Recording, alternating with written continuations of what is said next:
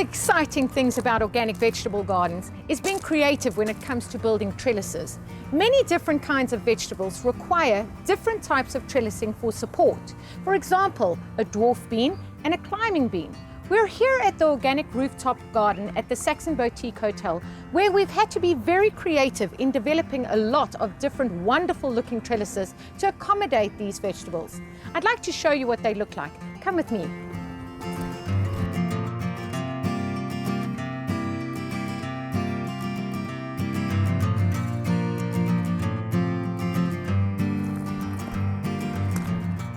What we have here is a prijsgewinner climbing bean, which, as you can see, it is growing around the pole. This very large trellis is a few meters high. We created this and we put it right at the back of the garden so people will have something to look at as they come up to where their garden is. As you can see, these beans are so happy. You can see they're quite firmly wrapped around these poles. We've got 9 poles around for these beans, and we've planted 1 bean per pole. Also, what you'll notice is that we've put some kind of string here to start the beans off and just to give them extra support. Truth be told, they don't really need this once they get to this size. They've pretty much found the pole and they're climbing around it. The other version of beans, the dwarf beans, require a completely different trellis. Come and have a look.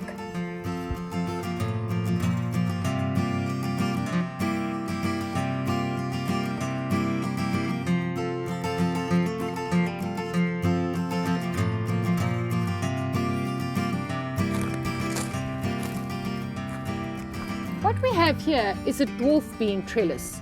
You'll notice that the beans don't have tendrils, so they don't hook onto anything, and they also don't wrap themselves around anything like their climber counterparts.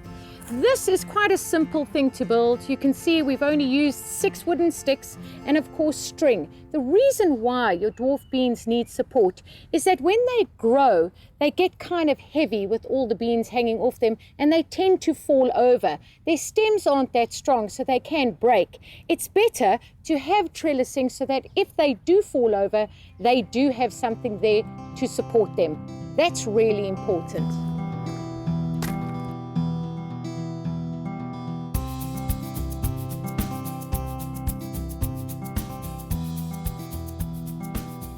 What we have here is a custom-built trellis to accommodate these wonderful Trombedelbenga. You'll see that they can grow quite long. Some of them actually can reach a measurement of 1.2 meters. Another thing about building trellising up like this is that you can do it in a pot. It's very important to consider what vegetable will benefit from growing up a trellis and what will grow straight on the ground. Pumpkins, witboerpampoen for example, prefer to grow flat on the ground. Here we have a trellis that was built out of wood. We measured the differences between each spacing so that the plant can have enough room to catch onto the next level. As you can see, they develop these little tendrils. Look how this is holding onto this piece of mulch. That's just for extra support. But what they do for the actual support is they weave the stem around each pole. I mean, look at the size of this and how heavy it must be. Sometimes they hang from higher up and they're fine, they don't break off at all.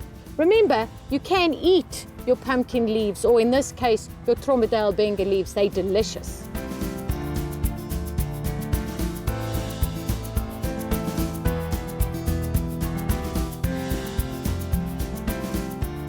What we have here is metal cages that we designed for tomatoes. The diameter of the top part of this cage is about 60 centimeters. Tomatoes require quite a bit of space next to each other to grow happily and healthily. We found that these trellises, or this design where it's cylindrical, the smaller part of the trellis at the bottom really works with tomatoes. The branches can fit through happily and the base of the tomato is really supported with this design.